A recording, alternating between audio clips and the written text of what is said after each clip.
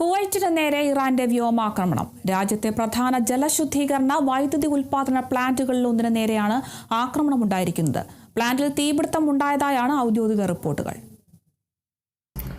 കുവൈറ്റിന് നേരെ ഇറാൻ നടത്തിയ ആക്രമണത്തിൽ രാജ്യത്തെ ഒരു പ്രധാന വൈദ്യുതി ഉൽപാദന ജലശുദ്ധീകരണ പ്ലാന്റിൽ കേടുപാടുകൾ സംഭവിച്ചു. പ്ലാന്റിന്റെ ചില ഭാഗങ്ങളിൽ തീപിടുത്തമുണ്ടാകുകയും നിരവധി വൈദ്യുത ഉൽപാദന യൂണിറ്റുകളെ ഇത് ബാധിക്കുകയും ചെയ്തു.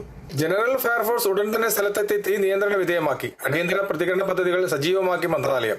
തകരാറിലായ ജനറേറ്റിംഗ് യൂണിറ്റുകൾ എത്രയും വേഗം പ്രവർത്തനക്ഷമമാക്കാനുള്ള സാങ്കേതിക പരിശോധനകളും അറ്റകുറ്റപ്പണികളും ആരംഭിച്ചിട്ടുണ്ട്. ദേശീയ പവർ ഗ്രിഡിന്റെ സ്ഥിരത ഉറപ്പാക്കാനും വൈദ്യുതി ജലവിതരണത്തിലെ തടസ്സങ്ങൾ പരമാവധി കുറയ്ക്കാനുമായി എഞ്ചിനീയർമാരും സാങ്കേതിക വിദഗ്ധരും അടങ്ങുന്ന സംഘം 24 മണിക്കൂറും പ്രവർത്തിക്കുന്നുണ്ട്. ഈ അസാധാരണ സാഹചര്യത്തിൽ വൈദ്യുതി ഉപയോഗം പരമാവധി കുറച്ച് സഹകരിക്കാൻ മന്ത്രാലയം പൗരന്മാരോടും താമസക്കാരോടും അഭ്യർത്ഥിച്ചു. ഉപഭോഗം കുറക്കുന്നത് ഗ്രിഡിന്റെ സുരക്ഷ ഉറപ്പാക്കാനും അറ്റകുറ്റപ്പണികൾ വേഗത്തിലാക്കാനും സഹായിക്കും. സാഹചര്യത്തിന്റെ പുരോഗതി വിലയിരുത്തി മന്ത്രാലയത്തിൽ അവരുടെ ഔദ്യോഗിക ആശയവിനിമയ ചാനൽ വഴി തുടർ വിവരങ്ങൾ പങ്കുവെക്കുന്നതായിരിക്കുമെന്നും ഔദ്യോഗിക പ്രസ്താവനയിൽ പറയുന്നു. കുവൈത്തിൽ നിന്നും കേരള വിഷയം വേണ്ടി IV സുനേഷ് വെങ്ങര.